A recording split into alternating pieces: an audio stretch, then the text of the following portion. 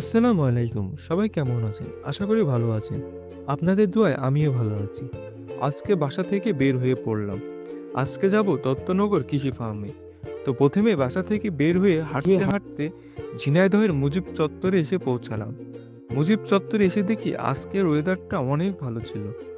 শীতের সকালে তেমন কুয়াশা ছিল না। রোদ্দ ঝলমল একটা সকাল। আর আমার পাশেই দেখতে পারছেন আমাদের ঝিনাইদহ শহরের শহীদ মিনার। ঝিনাইদহের এই শহীদ মিনারটি বাংলাদেশের মধ্যে দ্বিতীয়। সত্যি অনেক সুন্দর এই শহীদ মিনারটি। শহীদ মিনারে বিকেলের সময়ে মানুষে পরিপূর্ণ হয়ে যায়। আমি শহীদ মিনারটি দেখছি আর আমার মহেশপুর যাত্রার কথা ভাবতেছি। কিভাবে যাব মহেশপুর? দেখতে দেখতে আমি ইজি বাইকে করে মহেশপুরের দত্তনগর কৃষি ফার্মে রওনা দিয়ে দিলাম। প্রথমেই বলে রাখি, আমরা ঝিনাইদহ পাগলাখানা হতে রওনা দিয়েছি। যেহেতু পাগলাখানা হয়ে দত্তনগর যাব, সেহেতু অনেকটা গ্রাম পার হয়ে দত্তনগরে যেয়ে পৌঁছাবো। দেখতে দেখতে কোটচাঁদপুরে পৌঁছে গেলাম এবং একটি ব্রিজ পার হলাম। ব্রিজের এই মাথা হচ্ছে কোটচাঁদপুর। কোটচাঁদপুরের ভেতর দিয়ে যেয়ে মহেশপুরে পৌঁছাবো। পরবর্তীতে দত্তনগরে গিয়ে পৌঁছাবো। তো এভাবে আমাদের গাড়ি চলতে থাকে। সত্যি বলতে সকালে আবহাওয়া ছিল অনেক সুন্দর। দেখতেই পারছেন রাস্তাটি ছিল অনেক ফাঁকা এবং সুন্দর লাগতেছিল। এভাবে আমরা মহেশপুরে এসে পৌঁছাই। এভাবে আরও একটা ব্রিজ পার হই। এই ব্রিজটা পার হয়ে মহেশপুর উপজেলার মধ্যে পৌঁছাই। দেখতেই পারছেন সাইনবোর্ডে লেখা স্বাগত মহেশপুর উপজেলা, মহেশপুরের মধ্যে দত্তনগর। এভাবে আমরা অনেকটা পথ পাড়ি দিয়ে ফেলেছি আর অল্প কিছুক্ষণের মধ্যেই দত্তনগরে গিয়ে পৌঁছাবো। দেখতে পারছেন রাস্তার দুই ধার দিয়ে কত সুন্দর গাছ লাগানো। এই গাছের ইতিহাস অনেক। যেতে যেতে একটা অনেক বড় বাও দেখতে পেলাম। দেখতে দেখতে আমাদের সামনে দিয়ে এক ভাই আখ নিয়ে চলে যাচ্ছিল। ভাইয়ের কাছে আমরা বলি, ভাইয়া একটা আখ খাওয়া যাবে? ভাইয়া বলে অবশ্যই, কেন না। তো ভাই খুঁজতেছিল আমাদের জন্য আখ কোনটা দেওয়া যাবে। তো আমাদের জন্য সবচেয়ে বড় আখটা বেছে দেয়, দিয়ে বলে এই নাও। ভাই আখটি ধরে নিল এবং আমরা আখটি নিয়ে খাওয়া শুরু করলাম এবং ভাইকে ধন্যবাদ জানাই। যদিও আখটি অনেক শক্ত ছিল, কিন্তু মিষ্টিও ছিল অনেক বেশি। সত্যি বলতে গ্রামের মানুষগুলোর মন অনেক ভালো হয়। এভাবে আস্তে আস্তে আমরা মহেশপুরের মধ্য দিয়ে এগোতে থাকি।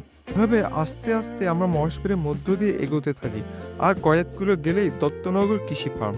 50% সাইনবোর্ডে লেখা স্বাগত জীবননগর উপজেলা। আসলে মহেশপুর, জীবননগর এবং ঝিনাইদহের কিছু অংশ নিয়ে এই বিশাল বড় ফার্মটি তৈরি। আজকে গাড়ি চলতেই আছে, আমাদের গাড়ি চলতেই আছে। আমাদের গন্তব্য দত্তনগর কৃষি ফার্ম। অনেক শুনেছি, ছবি ভিডিও দেখেছি, যাওয়া হয়নি। অনেক আগে যাওয়ার জন্য প্ল্যান করেছি, যাওয়া হয়নি। এইবার যাব বলে রওনা দিয়েছি। এভাবে আমরা প্রায় কাছে চলে এসেছি। দেখতেই পারছেন হাসাদা বাজার। হাসাদা বাজার দেখে বুঝতে পারি না আমরা ঠিক পথে এগিয়ে যাচ্ছি। অবশেষে আমরা দত্তনগর কৃষি ফার্মে এসে পৌঁছাই। এই ফার্মের ইতিহাস অনেক। আজ থেকে প্রায় ৭৭ বছর আগে কলকাতার বিশিষ্ট ঠিকাদার হেমেন্দ্রনাথ দত্ত এ বিশাল কৃষি খামার স্থাপন করেন। তিনি দ্বিতীয় বিশ্বযুদ্ধের সময় ব্রিটিশ সেনাবাহিনীর রসদ সরবরাহকারী ঠিকাদারি ছিলেন। তিনি সেনাবাহিনীর জন্য সবজি সরবরাহের ঠিকাদারি লাভ করেন। তাজা সবজি উৎপাদনের জন্য নিজ গ্রাম দত্তনগরে এই বিশাল কৃষি খামার গড়ে তোলেন। ১৯৪০ সালে এ এলাকায় ছিল যোগাযোগ বিচ্ছিন্ন নির্গত পল্লী। সড়ক ছিল না, রেলপথে দর্শনা স্টেশনে সবজি বহন করে নিয়ে কলকাতায় পাঠানোই ছিল দুরূহ ব্যাপার। দীর্ঘ সময় লাগায় পৌঁছে যেত।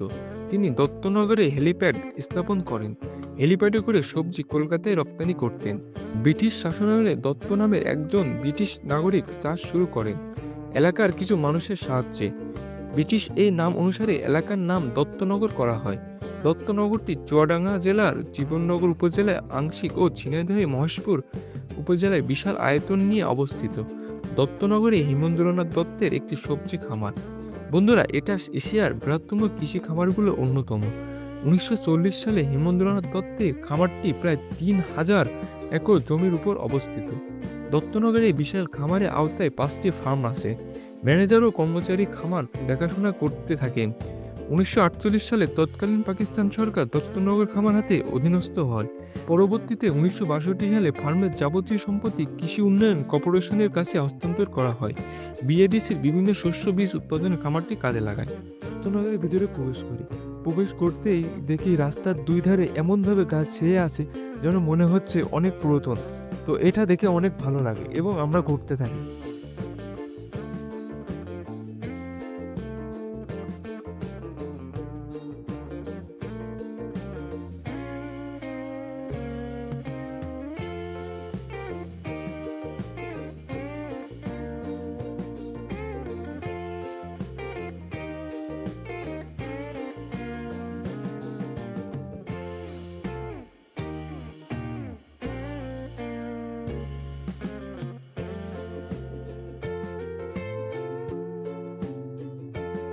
দত্তনগরের ভিতরে আমরা ঘুরতে ঘুরতে ক্লান্ত হয়ে গিয়েছিলাম।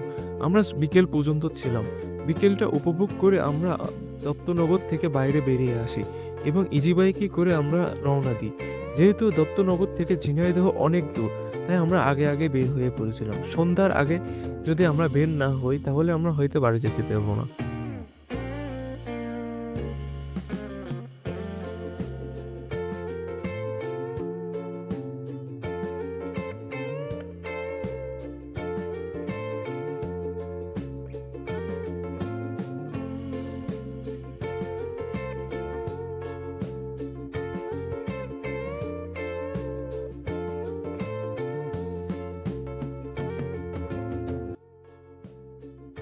তখন আমাদের সাথে থাকার জন্য ধন্যবাদ।